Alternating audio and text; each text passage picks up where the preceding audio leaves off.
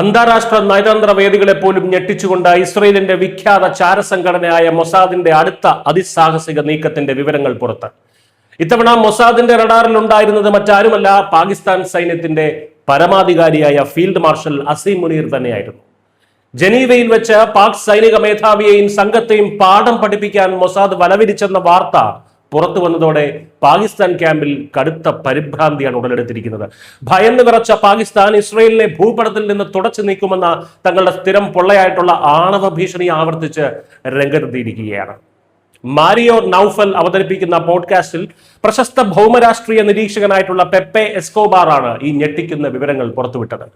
അമേരിക്കയും ഇറാനും തമ്മിലുള്ള സമാധാന ചർച്ചകളിൽ മധ്യസ്ഥത ചമയാൻ പാക് പ്രധാനമന്ത്രി ഷഹബാസ് ഷെരീഫിനൊപ്പം ജനീവയിലെത്തിയതായിരുന്നു Asim Munir. US vice president JD Vance ഉൾപ്പെടെ പങ്കെടുത്ത ഈ ഉന്നതതല യോഗത്തിൽ വെച്ച് തന്നെ പാക് സംഘത്തെ തകർക്കാൻ മൊസാദ് പദ്ധതിയിട്ടു. അമേരിക്കൻ ഭരണകൂടം തങ്ങളെ അറിയിക്കാതെ ഇറാനുമായി കരാർ ഉണ്ടാക്കുന്നതിലും ഹിസ്ബുള്ളയ്ക്കെതിരെ ഇസ്രയേലിന്റെ ലെബനൻ മുന്നേറ്റത്തെ തടസ്സപ്പെടുത്തുന്നതിലുമുള്ള നെതന്യാഹു ഭരണകൂടത്തിന്റെ കടുത്ത കലിയാണ് ഈ നീക്കത്തിന് പിന്നിൽ. ഇതറിഞ്ഞ് വിറളി പൂണ്ട പാക് ഇന്റലിജൻസ് ഒമാൻ വഴി ഇസ്രയേലിന് സന്ദേശം അയച്ചു. തങ്ങളുടെ സംഘത്തെ തൊട്ടാൽ ഇസ്രയേലിനെ ഭൂപടത്തിൽ നിന്ന് തന്നെ തുടച്ചു നീക്കുമെന്ന പാകിസ്ഥാന്റെ ഈ ഭീഷണി മൊസാദിനെ അവർ എത്രത്തോളം ഭയക്കുന്നു എന്നതിന്റെ തെളിവാണ്. റിമോട്ട് കൺട്രോൾ സ്വിച്ച് അമേരിക്കയുടെ കയ്യിലിരിക്കുന്ന ആണവ ബോംബുമായി ഇവർ ആരെയാണ് പേടിപ്പിക്കാൻ നോക്കുന്നത്? ഇസ്രയേലിനെയോ?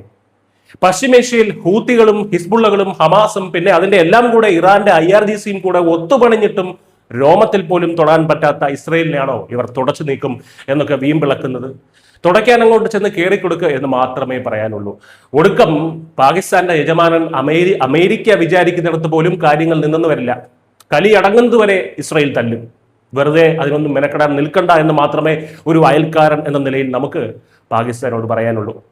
ഇന്ത്യയുടെ അടുത്ത സുഹൃത്തായ ഇസ്രയേലിനെതിരെ പാകിസ്ഥാൻ നിരന്തരം വിഷം ചീറ്റുന്ന പശ്ചാത്തലത്തിലാണ് ഇസ്രയേലിന്റെ ഈ ഒരു നീക്കം വരുന്നത്. പാക് പ്രതിരോധ മന്ത്രി ഖ്വാജ ആസിഫ് ഇസ്രയേലിനെ തിന്മ എന്നും മനുഷ്യരാശിക്ക് ഒരു ശാപമെന്നും പരസ്യമായി അധിക്ഷേപിച്ചിരുന്നു. ഭീകരവാദത്തിന്റെ ആഗോള കയറ്റുമതിക്കാരായിട്ടുള്ള പാകിസ്ഥാൻ ഇത്തരം പ്രസ്താവനകൾ നടത്തിക്കൊണ്ട് മിഡിൽ ഈസ്റ്റിൽ സമാധാനത്തിന്റെ നിഷ്പക്ഷ മധ്യസ്ഥരാകാൻ ശ്രമിക്കുന്നത് ശുദ്ധ അസംബന്ധമാണെന്ന് ഇസ്രയേൽ കൃത്യമായി ചൂണ്ടിക്കാണിക്കുന്നു. സ്വന്തം രാജ്യത്തെ സാമ്പത്തിക തകർച്ചയിൽ നിന്ന് രക്ഷിക്കാൻ വൻ ശക്തികളുടെ മുന്നിൽ കളിക്കുന്ന പാകിസ്ഥാന്റെ ഈ ഇരട്ടത്താപ്പ് ഇസ്രയേലിന്റെ കരുത്തിന് മുന്നിൽ വിലപ്പോകില്ല എന്ന് ഉറപ്പാണ്. വാർത്ത പുറത്തു വന്നതോടെ വലിയ നാണക്കേടിലായ പാകിസ്ഥാൻ ഇത് മൂടിവെക്കാനുള്ള തത്രപ്പാടിലാണ്. പാക് മാധ്യമങ്ങളും സയ്യിദ് തലത് ഹുസൈനെ പോലെയുള്ള മുതിർന്ന മാധ്യമ പ്രവർത്തകരും ഒക്കെ എക്സിലൂടെ ഇത് വെറും അസംബന്ധവും കുപ്രചരണവുമാണെന്ന് പറഞ്ഞ് തള്ളിക്കളയാൻ ശ്രമിക്കുന്നത് ഈ ഭയത്തിന്റെ പ്രതിഫലനമാണ്.